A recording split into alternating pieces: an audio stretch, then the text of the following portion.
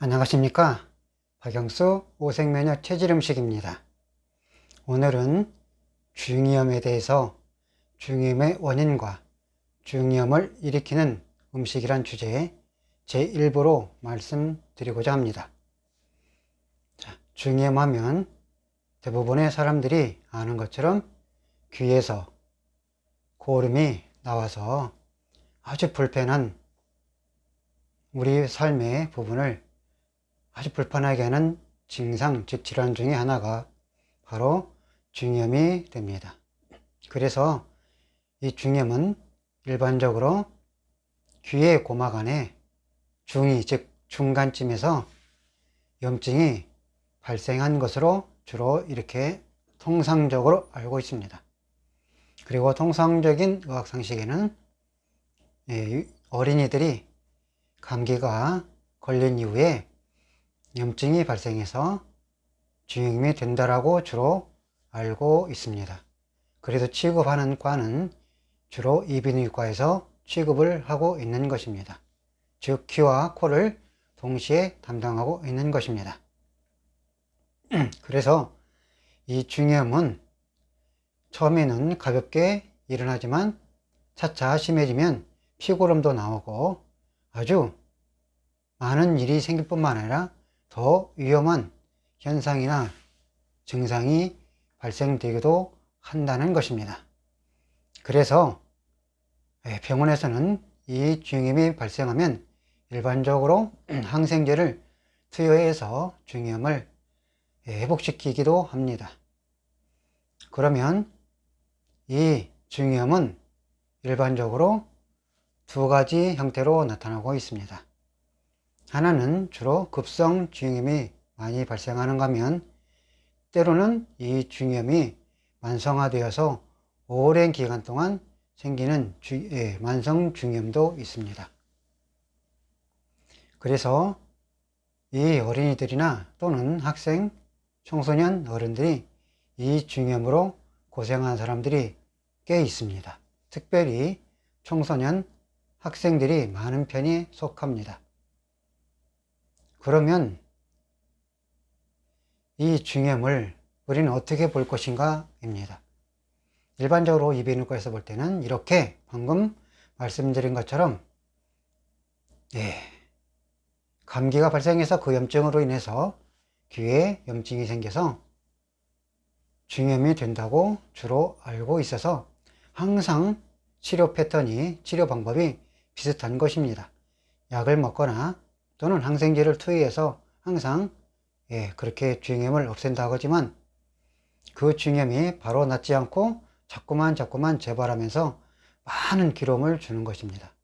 그래서 한번 중이염이 발생하면 오랜 세월 동안 고생하는 아이들이나 학생들도 있는 것입니다. 때로는 일시적인 급성 중이염이 생겨서 빨리 없어지는 경우도 있지요. 이런 일반적인 상황에서는 상당히 골치 아픈 것 중에 하나가 바로 이 중이염이 됩니다. 그래서 중이염이 되면 귀가 아프고 그런 여러 가지 영향으로 청력도 저하되고 기울림도 자꾸만 생기며 귀가 먹먹하고 때로는 두통도 발생해서 아주 많은 불편과 지장을 초래하며 학생들은 공부에도 약간 영향을 주게 되어 있습니다. 그래서 오늘은 이 중이염에 대해서 집중적으로 다루면서 많은 사람들이 큰 도움이 되기를 바라는 것입니다. 자, 이제 오색면역 체질음식으로 관점으로 보겠습니다. 이 중이염은 역시 각 사람의 타고난 DNA 염색체 속에 중이염이 잘 발생할 수 있는 체질을 가지고 있는 사람들이 1차적으로 중이염이 잘 발생을 하고 있는 것입니다. 즉, 그 각 사람의 체질에 따라서 그 DNA 속에 중이염이 잘 발생할 수 있는 체질을 가진 어린이나 학생들이 주로 이 중이염이 잘 발생하고 있다는 것입니다. 그렇지 않는 학생들은 중이염하고는 전혀 상관이 없는 사람들도 대단히 많습니다. 자, 그러면 어떤 체질이 중이염이 잘 발생할까요? 바로 여러 가지 관점으로 볼 때 코는 일반적으로 폐하고 연관이 되어 있습니다. 눈은 우리 몸에 간하고 연관이 되어 있습니다. 입은 위장과 췌장하고 연관이 되어 있습니다. 그리고 귀는 우리 몸의 장기인 콩팥하고, 즉 신장하고 연관이 되어 있습니다. 그렇기 때문에 우리는 잘 생각해서 귀의 상호 보완과 연관성을 가지고 잘 보면 이 중이염을 이해하고 해결할 수 있는 방법을 찾을 수가 있으며, 또한 다시는 중이염으로 잘 고생하지 않을 뿐만 아니라 설령 중이염이 발생했다 할지라도 속히 회복될 수 있는 것입니다. 지난번에 잠시 비염에 대해서 말씀드린 것처럼 비염도 사실은 코에서 염증이 발생해서 어떤 바이러스가 침투해서 생기는 것으로 주로 알지만, 실제로는 그 사람의 폐의 기능이 또는 폐 기운이 매우 강해져서 굉장히 폐가 현재 그 사람의 몸에 기운이 차갑다가 또는 시원하다, 매우 차갑다고 표시를 해주는 것이 바로 코에서 재채기를 일으켜서 염증을 발생시키는 것입니다. 아마도 이러한 상황은 대체학이나 한의학을 하신 분들은 알고 있을 것입니다. 이처럼 이 귀도 일반적으로 한의학이나 대체학 쪽에서는 귀는 곧 콩팥 신장을 가리킨다는 것입니다. 귀의 모양을 보면 반대를 뒤집으면 영락없이 우리 콩팥 모양하고 상당히 비슷합니다. 그래서 귀의 문제를 풀기 위해서는 내 몸의 장기인 이 콩팥하고 연결이 되어 있다는 것을 확실하게 말씀드립니다. 자, 귀는 곧 콩팥이라고 말씀드렸습니다. 귀하고 콩팥하고 멀리 떨어졌는데 어떻게 그런 연관성을 가질 수 있냐고 말하지만, 실제 임상에서 많은 사람들이 겪고 있는 그 과정을 통해서 보면 틀림없이 정확하게 팩트로 귀는 콩팥하고 직접 교신하고 교류하면서 같이 연동되어 있다는 것을 알 수 있습니다. 그래서 그 사람의 타고난 체질이 콩팥, 즉 신장 에너지가 강하게 설계되어 면역항체 프로그램인 사람들이 경우에 주로 이 중이염이 잘 발생하고 있었다는 것입니다.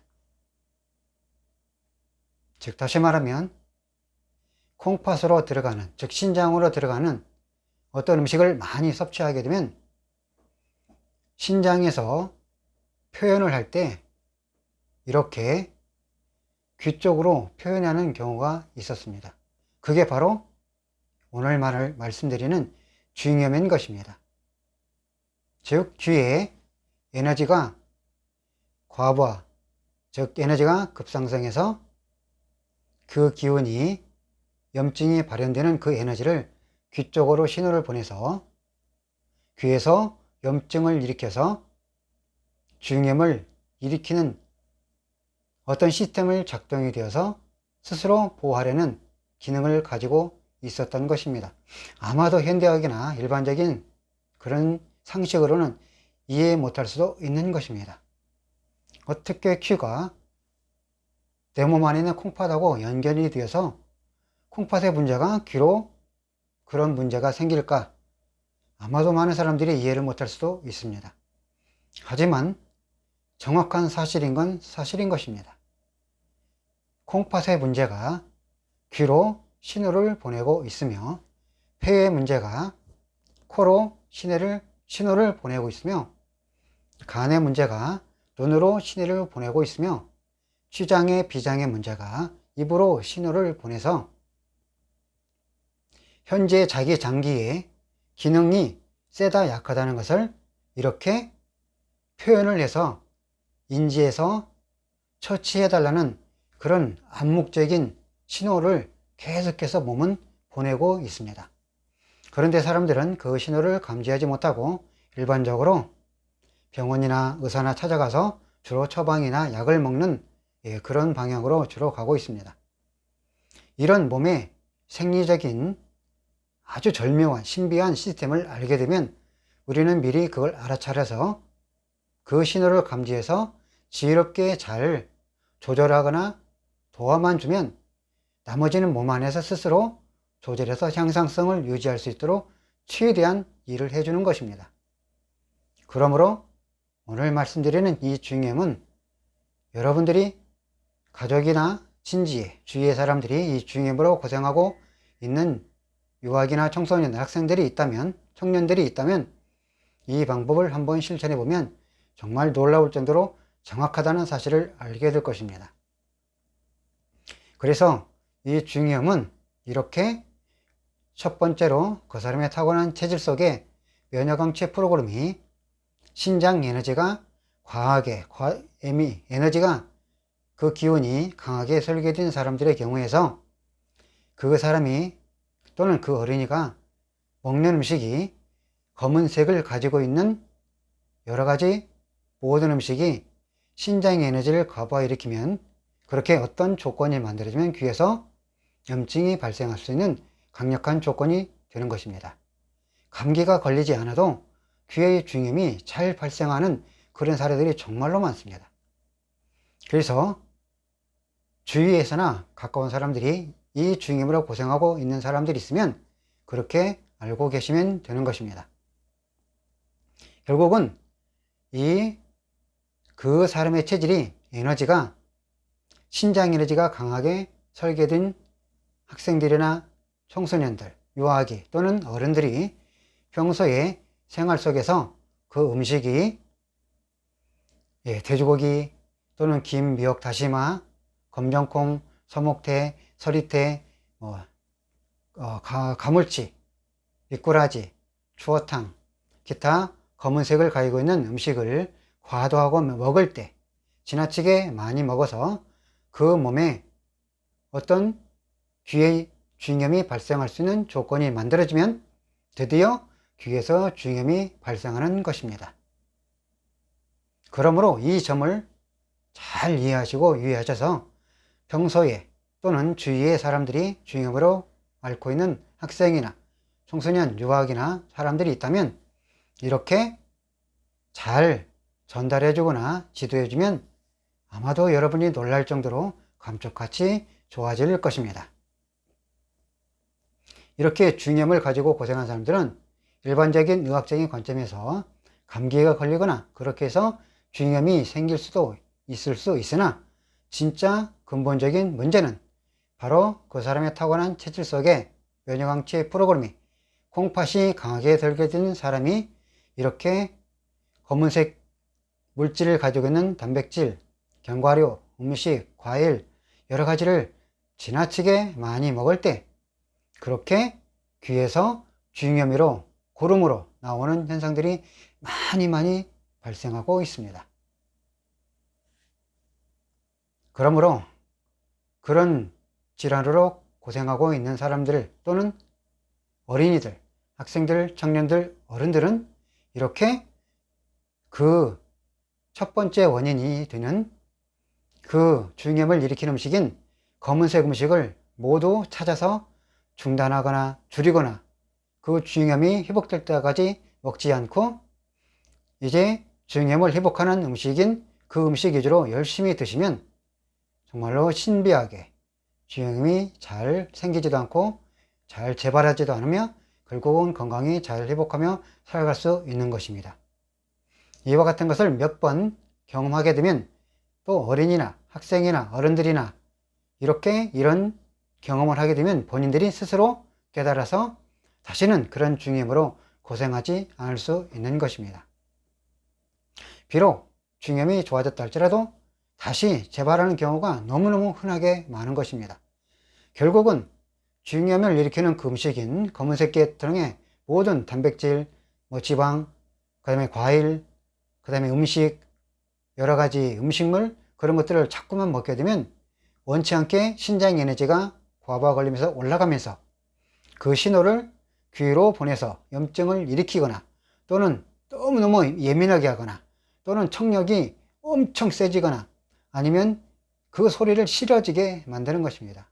이 콩팥 에너지가 강한 사람들의 경우에 특징이 아주 시끄러운 소리나 매우 강력한 소리를 싫어한다는 것이며, 또한 냄새로는 썩은 냄새, 그런 썩은 생선 냄새, 어떤 썩은 냄새를 맡지 못한다는 것을 아시기 바랍니다. 또 짠맛을 매우 민감해서 짠맛을 싫어하는 경향이 매우 많습니다.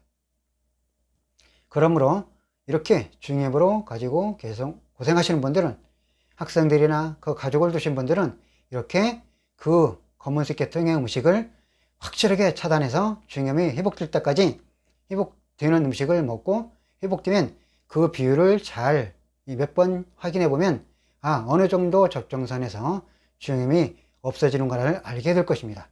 그렇게 잘 지도해 주면 어린이도 고생하지 않고 학생이나 청년이나 어른들이 고생하지 않고 건강한 귀를 가지고 살게 될 수 있을 것입니다. 오늘은 이렇게 중이염의 원인과 중이염을 일으키는 음식이란 주제로 제1부로 말씀드렸습니다. 결론은 결국 중이염을 가지신 모든 가족과 어린이, 유소년들은 핵심 포인트 음식인 차단하는 음식인, 즉 일으키는 음식인 검은색 음식을 모두 차단하는 것이 굉장히 중요하다는 것을 꼭 깨달으시기 바랍니다. 오늘은 중이염에 대해서 일으키는 음식과 원인에 대해서 말씀드렸습니다. 대단히 감사합니다.